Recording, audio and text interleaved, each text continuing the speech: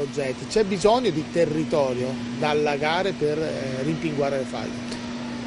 C'è bisogno soprattutto di conoscere, c'è bisogno di capire innanzitutto se effettivamente dai dati che si vedono il clima sta cambiando, come sta cambiando e dove sta andando, perché di conseguenza del clima ci sono le precipitazioni e quindi bisogna governare le precipitazioni, perché poi le precipitazioni vanno a rimpinguare le falde, quindi vanno a rimpinguare tutta quell'area, tutte quelle acque sotterranee che sono estremamente importanti per l'economia del Veneto.